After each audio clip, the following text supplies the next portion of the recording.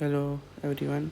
आज हम पढ़ेंगे लिनक्स के आउटपुट मेज़रमेंट के बारे में कि हम लिनक्स में आउटपुट मेज़रमेंट कैसे करते हैं और क्या होता है। तो पहले हम समझते हैं आउटपुट क्या होता है। तो आउटपुट है ना, अब जो आउटपुट होता है वो होता है हमारा एब्जॉर्ब डोज रेट।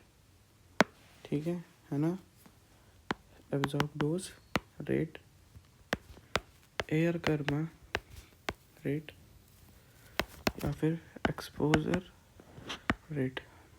ठीक है, absorb dose rate, air Karma rate, exposure rate. जहाँ पे भी रेट लग जाता है, रेट मतलब टाइम, तो उसको हम आउटपुट में कैलकुलेट करते हैं। मतलब ये आउटपुट की यूनिट है।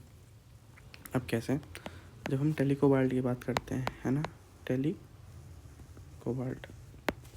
ठीक है, तो इसमें जो आपका एब्जॉर्ब डोज होता है ना, जो तो आउटपुट जो होता है इसका वो होता है CGY, सेंटीग्रेड पर मिनट, है ना। तो ये आ गया हमारा टाइम। तो यहाँ पे हम टाइम से डिवाइड कर रहे हैं, है ना, तो ये आउटपुट आ गया।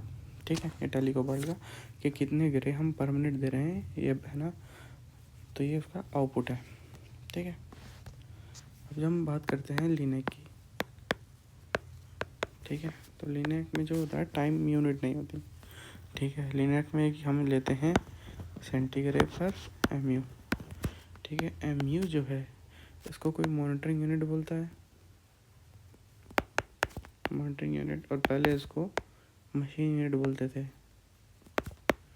ठीक है, तो लिनक्स में जो है सेंटीग्रेड पर MU मॉनिटरिंग यूनिट या मशीन यूनिट इसको बोला जाता है। ठीक है, तो लिनक्स में जो आउटपुट मेजर करते हैं इस यूनिट में करते हैं, सेंटीग्रेड पर MU।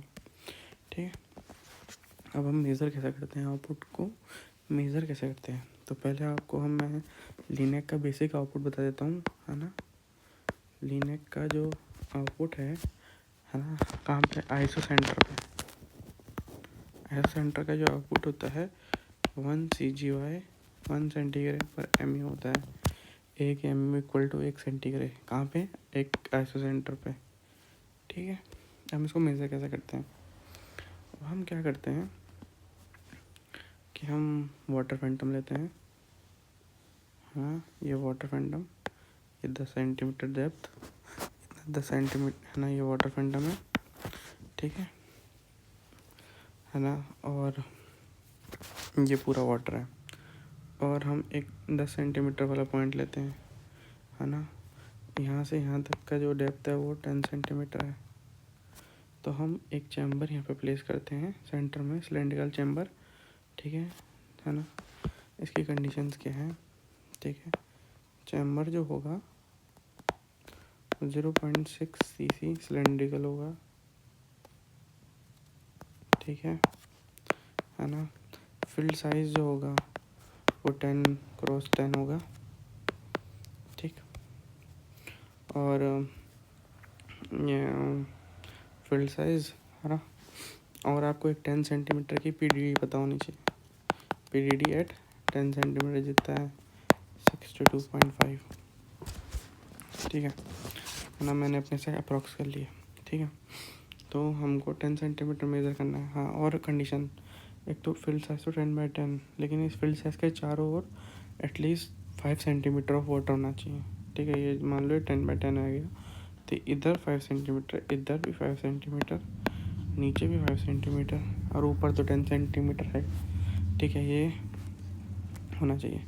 फिर आप लिनक्स है ना, यहाँ पे ये गेंट्री हेड है। ठीक है, यहाँ से आप बीम डिलीवर करोगे। ठीक, और हम इसको SSD ट्रीटमेंट से कर रहे हैं, मतलब SSD टेक्निक से कर रहे हैं। तो यहाँ से यहाँ तक की डिस्टेंस जो होगी 100 सेंटीमीटर होगी। ठीक है, आप 100 MUs डिलीवर करोगे, और आप चैम्बर में क्या रिकॉर्ड करोगे, है ना, मीटर रिकॉर्डिंग करोगे। तो जो हमारा आउटपुट है उसका फॉर्मूला होता है मीटर रीडिंग, है ना, इनटू आपका ये KQ0 NDW, है ना, डिवाइड बाय का PDT। ठीक है, तो आपको KQ0 और NDW पता होनी चाहिए चैम्बर्स की, है ना। तो जब आप इसमें फायर करोगे तो जो भी मीटर रीडिंग आएगी वो यहाँ पे डालनी है, और उसको करेक्शन करना है इन्फ्लुएंस क्वांटिटी से, कौन कौन सी है ना, KTP temperature pressure correction, polarity correction और रिकॉम्बिनेशन करेक्शन, ठीक है। और ये वैल्यूज़ डालनी है और PDD, और तो PDD डालना है 10 सेंटीमीटर का, तो आपको जो आउटपुट मिल जाएगा, जो आउटपुट है वो आपको आउटपुट लगभग 1 सेंटीग्रेड पर MU के अप्रॉक्स आना चाहिए, ठीक है। अब आप बोलोगे कि आउटपुट जो है वो तो आइसो सेंटर में 1 सेंटीग्रेड पर MU, तो अब हम 10 सेंटीमीटर मेजर कर रहे हैं तो क्यों आ रहा है, तो हम जो PDD से डिवाइड कर रहे हैं वो इसको 10 सेंटीमीटर 1 एट आइसो सेंटर पे मतलब D max में बता रही है। Thank you.